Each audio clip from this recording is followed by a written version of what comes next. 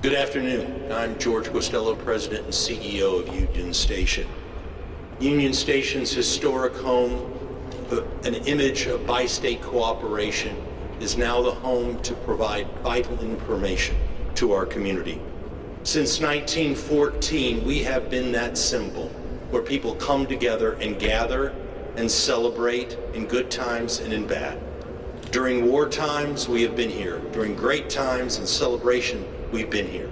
And today, we are here again, under this historic clock, to give vitally important health information.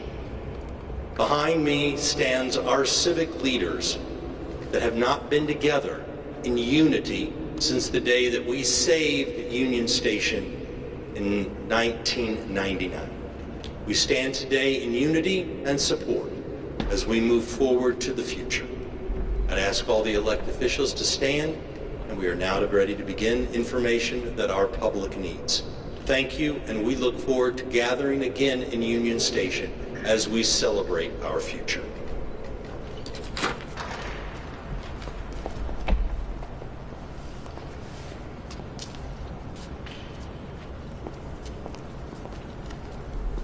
Good afternoon. I'm Dr. Alan Greiner with the Unified Government, Wyandotte County, Kansas City, Kansas. There, I serve as the Medical Director and Public Health Officer. I'm here representing all of the regional medical directors and public health officers of public health departments, municipalities, and counties across our metro region. Yesterday, all of the public health officers signed orders that require residents of our counties and municipalities to stay at home as we continue to try and slow the spread of COVID-19. We will work with intensive social distancing and a set of policies that we believe will flatten the curve of this disease. It is important to note that the core 4 Kansas City metropolitan municipalities are acting in unison by issuing this stay-at-home order. It is critically important that we act as a unified front to slow the spread of COVID-19, not just in one community, but throughout the Kansas City metropolitan area. Without these efforts, we believe the spread will continue and our healthcare systems will be overburdened. This order goes into effect at midnight on Tuesday, March 24th, and will stay in effect until April 23rd. Now, let me go into some of the details of the public health order. The order addresses 2 separate issues: essential activities and essential businesses. It directs all residents to remain in their place of residence, except for those that are conducting essential activities and the essential businesses. Examples of essential activities include obtaining medicine, seeing a doctor or healthcare provider, seeing a veterinarian with your pet, getting necessary services, supplies, food, or other products that allow you to maintain your household, engaging in outdoor activity so long as social distancing is practiced so that individuals are 6 feet away from each other at all times, performing work to provide the essential services that I will list below, caring for a family member, working or getting services from hospitals, clinics, or other providers, or caring for elderly minors, dependents, or those with disabilities. It is important to remember, even when people leave their residence to perform these essential activities, they must practice social distancing. They must remain 6 feet away from each other at all times. People who are at high risk for severe illness from COVID-19 are urged to stay in their residence except to seek needed medical care. People who are sick may only leave their residence to receive medical care in accordance with these guidelines. Now, let me describe some of the essential businesses. They include hospitals and healthcare facilities, child care facilities, pharmacies, health supply stores, grocery stores, farms, gas stations, banks, garbage collection, hardware stores, educational institutes so that they can facilitate distance learning, businesses that ship or deliver groceries, food, or other goods, child care facilities, professional services such as legal and accounting services when necessary to maintain compliance with legally mandated activities, newspapers, radio, television, and media resources. Essential businesses must take proactive measures to comply with the social distancing requirements. That means structuring the workplace so that individuals are 6 feet away from each other and maintaining signage, making hand sanitizer and sanitizing products available, implementing separate hours for vulnerable populations, such as senior citizens, and using online resources and communications so that as much as possible, others can conduct businesses online or by phone. We encourage citizens not to rush to urgent care facilities or emergency rooms to seek COVID-19 testing. We believe that overwhelming the healthcare system will prevent the seriously ill from receiving the treatment they need. If you believe you may have COVID-19, call your primary healthcare provider. All our municipal residents should think that they should also consider reporting any symptoms they have to their local healthcare provider, or there are online resources such as the wykokck.org/COVID-19 website. One last thing to remember. The best way to protect yourself and your family and others is by practicing good personal hygiene. That means washing your hands with soap and water for at least 20 seconds, covering your cough or sneeze, staying home if you're sick, avoid touching your face, don't shake hands. Residents across the municipality with questions can utilize the 311 line to have questions answered, and they can also visit websites of each municipality and county, again, such as wykokck.org/COVID-19. Thank you for your time today. Now I'll turn the podium over to Mayor and CEO David Albee with the Unified Government of Wyandotte County, Kansas. Thank you.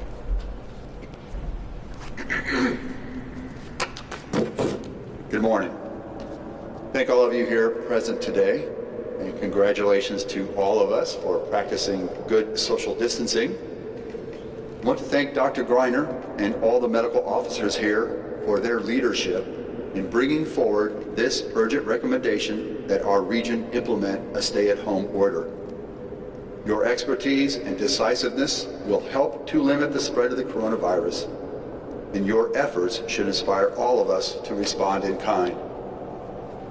As Mayor and CEO of Wyandotte County in Kansas City, Kansas, I extend my gratitude to the leadership of the Core 4 group as well, as we all came together to decide upon this action of stay at home.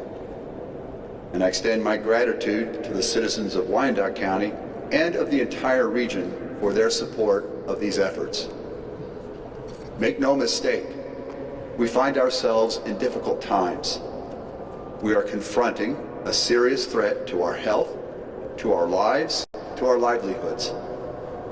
A few have said that these actions are done out of fear, and I, for one, freely admit that I fear for the health and lives and livelihoods of our residents and our businesses. I fear because I and others have considered the situation from every aspect, and what we clearly know about COVID-19 tells us we need to take this action, and what we clearly do not know about how far and wide COVID will spread urges us as well to take this action. I know that every governmental entity represented here has been working this crisis every hour of the day and night in one way or another. In Wyandotte County, we have convened our community stakeholders for daily reporting, problem solving, consulting. This includes Mayor Jeff Harrington of Bonner Springs, Mayor John McTaggart of Edwardsville, our public health officials, the superintendent of 4 public school districts, and the superintendent of our Catholic schools. It includes Dr. Mosier of Kansas City, Kansas Community College, Monsignor Swetland of Donner College, the leaders of our mental health providers, our social service providers, executives of Providence Hospital and the University of Kansas Health System, the General Manager of the Board of Public Utilities, and of course, Unified Government staff. On these calls as well are staffers from Senator Moran's office and Representative David's office. These conversations have proven invaluable. We have deepened our understanding of the crisis. We have broadened the scope of our approach to solving the multitude of problems presented by the crisis. It has enabled us to communicate accurately and clearly. And most importantly, it has intensified and sustained our common desire to do what is necessary to win this fight. I offer these remarks because even though we find ourselves in trying times, I am very encouraged. I have personally witnessed in our community and in the greater community of Kansas City a brilliant display of expertise and insight, of willingness and ability to lead, of fortitude and selflessness. Yes, we experience well-founded fear, but we do not cower and we do not hide. That is not the spirit of Wyandotte County, nor of the Kansas City region. I'd now like to introduce Jackson County Executive Frank White.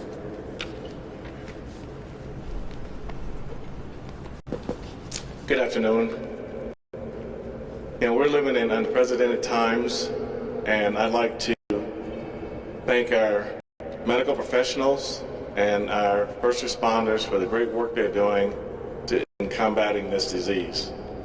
As chief elected officials for over 1.5 million people, together we represent 2 states, 6 counties, dozens of cities, hundreds of communities across the entire metro. Each of those communities is as unique, diverse, and beautiful as the people that call them home. Individually, we are a diverse group of people. We come from different backgrounds, political affiliations, religious beliefs, and much more. Today, despite our differences, we stand and speak united as one. United in the knowledge, understanding, and appreciation for the days, weeks, and months ahead, knowing that those will not be easy. We're united in our knowledge that those who acted quickly and decisively have saved lives. We're united by the necessary actions we have taken to support and protect the people of our communities, most importantly, those who are most vulnerable.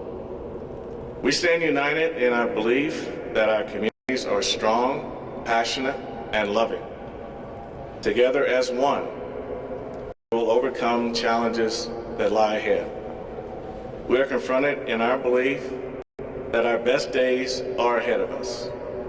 We will emerge from this stronger, better, and more united than ever. We are proud of our citizens in each of these communities for acting so quickly to adhere to our orders to keep our communities safe. You've done an amazing job, and I thank you. Mayor Alvey, Chairman Eilert, I hope you don't mind, but I'd like to conclude. Before I conclude, I'd like to say a message to our dear friends in Kansas City, Kansas, and Johnson County to stay strong, stay safe, and stay home. To Mayor Lucas, my friends, and my family, and all the people who call Kansas City, Missouri, their home. Please stay strong, stay safe, stay home.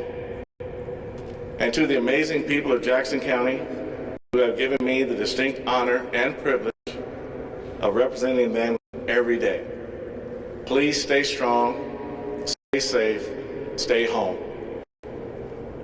Thank you, and God bless us all. And I'd like to introduce Chairman Eilert from Johnson County. Thank you. My name is Ed Eilert, Chairman of the Board of Johnson County Commissioners. As has been indicated, these kind of decisions are never easy and are very difficult. But the objective of these decisions is to protect the health of our total community. We have thousands of people who cross county boundaries and state line every day to work. And the security of their health has to be important to all of us. About a week ago, 10 days ago, our county issued emergency orders and affecting our schools, affecting our churches, and others. We have expanded that in the current order that has and will be implemented. In the previous order, all private business organizations were exempted. Now, even though that was done, many of our business organizations have taken steps on their own, working with their employees to do what they can do to provide work opportunities at home for their employees. I would hope that every other business in our community and the metro area would take that same action if you have not done so by this time. The new executive order identifies essential businesses that will be excluded from the stay-at-home order. But again, I hope that those businesses work with their employees in order to provide the same level of safety that others will have. We have a hotline number, 913-715-5000. That number will be manned from 2 to 8 p.m. this afternoon and during regular business hours beginning next week, 8 to 5. The orders will be published on our website. They will be published on social media. Please look at them, read them carefully, and we encourage you to participate to the fullest extent that you can. This is not a minor issue. I think we've all seen what has happened across this country and across this globe. This is serious, and it's only with the total cooperation of our community taking appropriate actions that have been identified by the CDC and our local health officials can we be successful in mitigating the spread. The critical point, we have been in conversation with our CEOs of our hospitals the last several days. And one critical point is that we not be in a position where our hospitals are overutilized, are crowded, and are not able to attend to the care of those who really need it.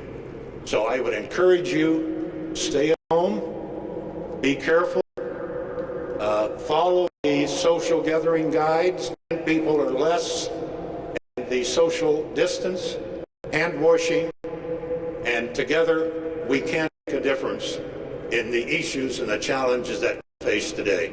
Thank you very much.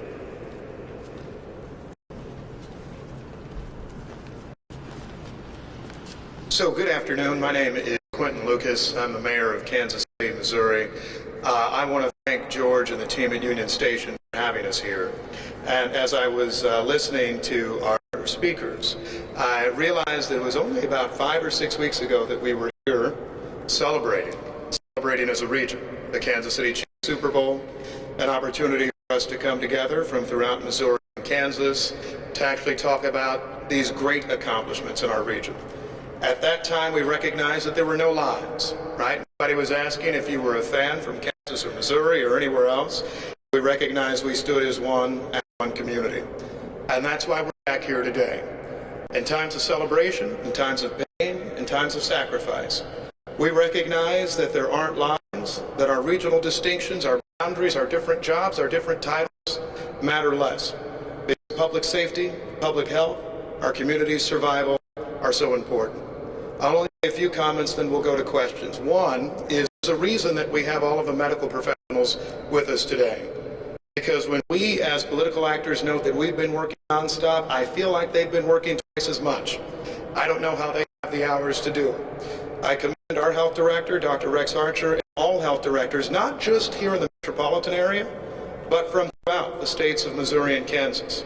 Regional health directors, county health directors from small communities throughout our region who have talked about how important it is that we flatten the curve, that we come to a solution, that we work together, that we speak to our state and federal officials to say how much matters right now, that we look at so much of what we need to do to make sure we have necessary hospital infrastructure, economic infrastructure, public safety support, and engagement to make sure we get through this current crisis. One other point I want to note is this. I do think that it is profound that we have come up with an order of the type that you've seen. And it's not just us. This morning, Leavenworth County issued an order that's substantially similar to what we issued in Kansas City, Missouri. I'll be kind and note that Mayor Elvey and his friends in Wyandotte County gave us lots of ideas as to the order we've issued. And just in recent hours, we've been able to see an order issued in Platte County. What that suggests to me is that everybody gets it. Everybody wants their communities to be safe. Everybody understands that this isn't just an issue of one community or another. But I'll note two other things. One, we know that right now, there are folks in our homeless populations, there are those in low-income communities, there are those that, if not already affected, may be affected disproportionately.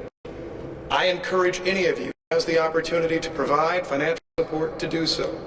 But more than that, I encourage all of us in government not just to work together on orders like this one, but also to work together to make sure that we can support our most at-risk populations, to make sure that we can help those who will suffer through economic pain based in no small part on the choices and the decisions we have to make today.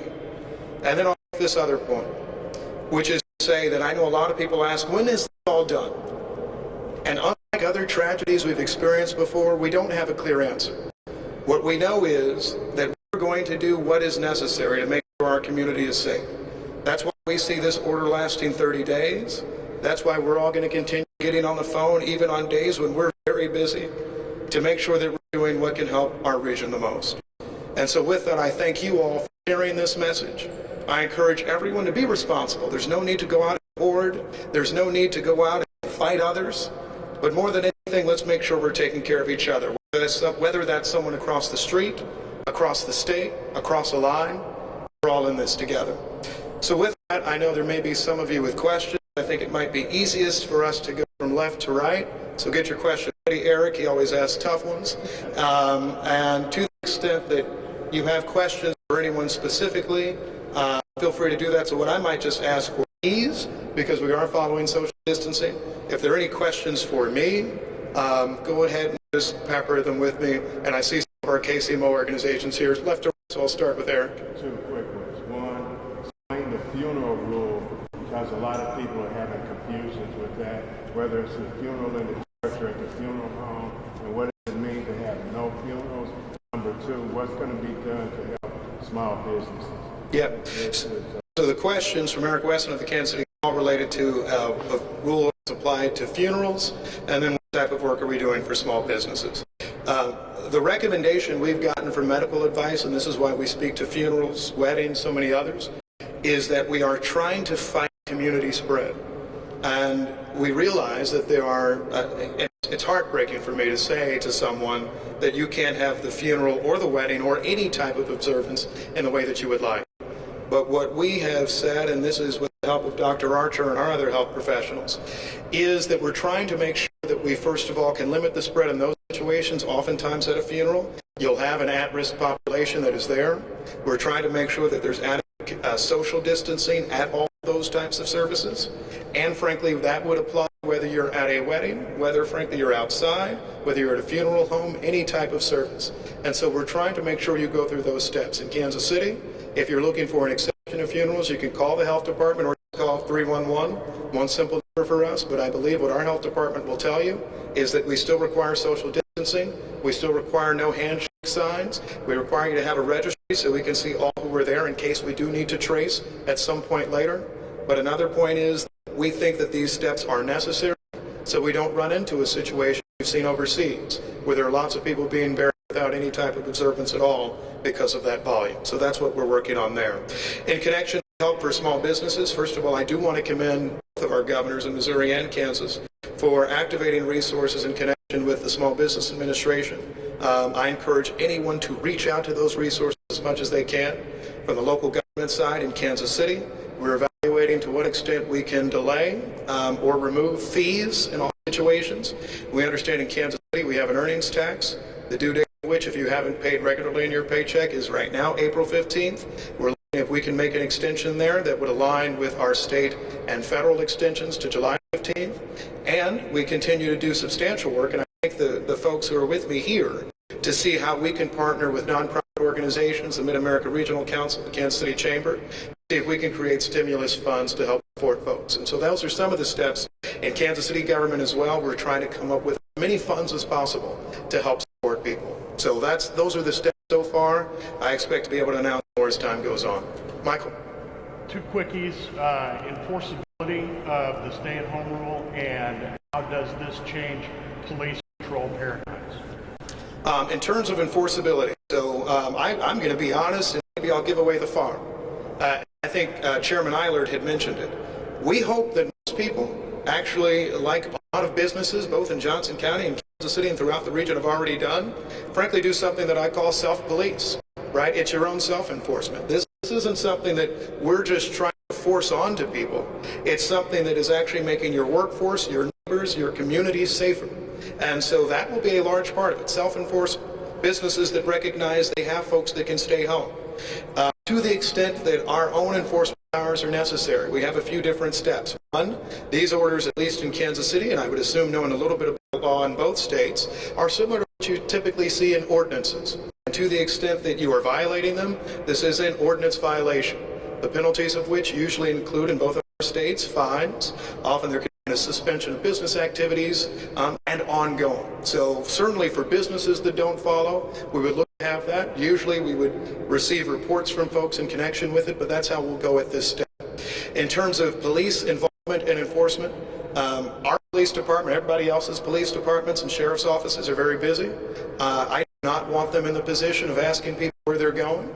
And so at this point, we continue to look to our health department, regulated industries in Kansas City, being your primary enforcers. To the extent we need to increase that, we will as necessary. But as for now, and I've asked this already, do people need to walk around with something like passes or anything of that sort? The answer is no, right? What we are asking you to do is very simply comply.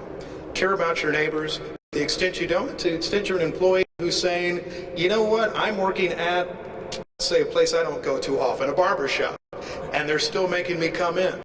And I don't think I feel safe that way. You can call 311 or you can call any of the numbers we've described so far, and I think that gives you an answer. And I'll try not to take too many others, but Emily, did you have one? That answered mine mostly, but for grocery stores, is there a limit as far as... I'm having trouble here, I'm sorry. I'm trying to stay away from it. Understood.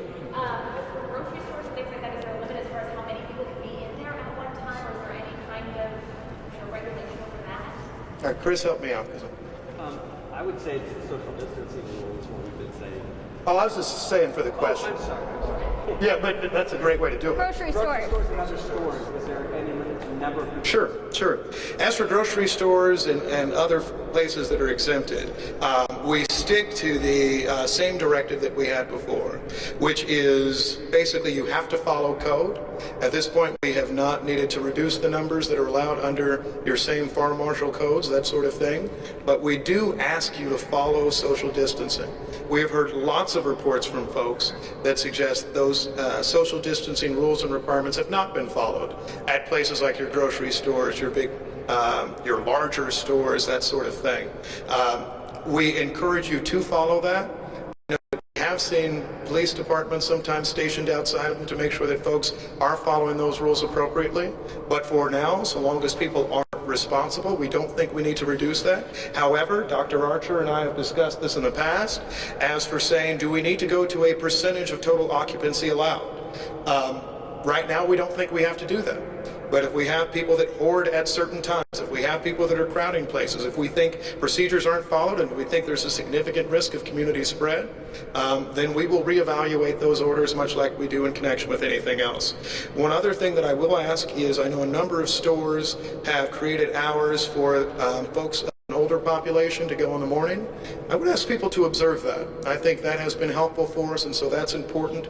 Another thing, just be kind when you're at those places, right? A lot of our grocery workers, so many others, are working their tails off right now, and frankly, aren't receiving the pay increases that some others may see in times like this. So make sure you're respectful to your fellow shopper, make sure you're respectful to workers as well. I'll take one other question and then I'll move out of the way. Yes? Mayor Lucas, talking about food, talk about KCPS schools. Lots of kids rely on those schools to get their food. What are we doing with that? Are we sending pallets of food? Are we going to have an area where they can pick them up? What are we going to do about that?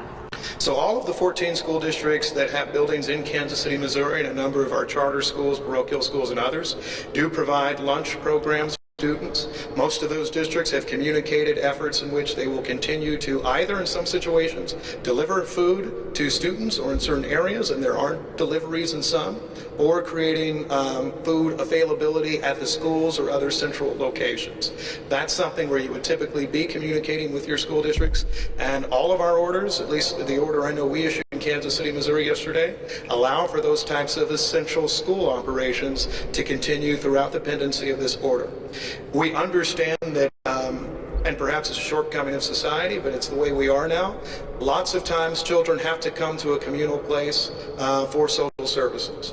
We will do whatever we can to make sure those continue to be available, whether that's the provision of health services, food, counseling services, or another important step where we're allowing schools to continue to do that work. Every superintendent I know in Northwest Missouri has worked to make sure that we're continuing on in those processes, and that's something that we'll continue to work towards. I'll get out of the way and allow one. So we have the other elected officials as well as health folks. As you raise your hand and ask your question, tell us who you're aiming it at so they can move in place while you're asking the question. Do you have a question, sir? I'm not with the health. Okay. Yes. This is for anybody. Are these different county and city orders uniform? People are going to go to the websites and sort of wonder if they're different from place to place, or basically the same among municipalities and counties. Yes, I think we really shared the same documents that we work from. And so I think what you're going to find, they're fairly consistent from county to county. But again, I recommend for our people, go to the website, the UDG website. We have all resources necessary to try and answer your questions about COVID. If you do find a question, have a question that is not answered somewhere on that site, please communicate with us so we can make sure we get that information out there. Mayor Alvey, I know that on your site you have a report symptoms feature. Is that on other city, county websites? A report online? I'm sorry, I did not hear the complete question. In Wyandotte County, UG, they have a report online feature. Is that the same in County, Kansas City, Missouri? I'm sorry, a report about what? To report your symptoms online? Oh, well, I would encourage anyone to go to jocogov.org. There is a special section dealing with COVID-19. And to the previous questions, all of the orders are consistent. There may be some minor changes from county to county, but in general, they are completely consistent. Yeah. I have a question for County Executive White. Is Jackson County going to have some relief to help small businesses as well? Well, Eric, we are working on a plan now. We don't have it complete yet, but we're working on a plan that's going to do more than help small businesses. But we also going to aid Truman as the safety net hospital, so make sure that we have all those things covered. So we haven't got it complete yet, but we'll be announcing it pretty soon. What about supplies? Are there in Kansas City or Jackson County, are there problems with supplies, with the masks and the gloves like we're seeing in other counties and other cities? Well, I'll have to check with Bridget, our health director, and ask her, is there an issue there, Bridget? I know there's everywhere else. I'll have her come up. Thank you, Bridget. Bridget, I'm the director of Jackson County Health Department. There is a nationwide shortage of supplies, and many hospitals are looking at getting additional PPE supplies, making sure they have ventilators and hospital beds as we expect a surge in influx of patients. Can you explain what a ventilator is? A ventilator would be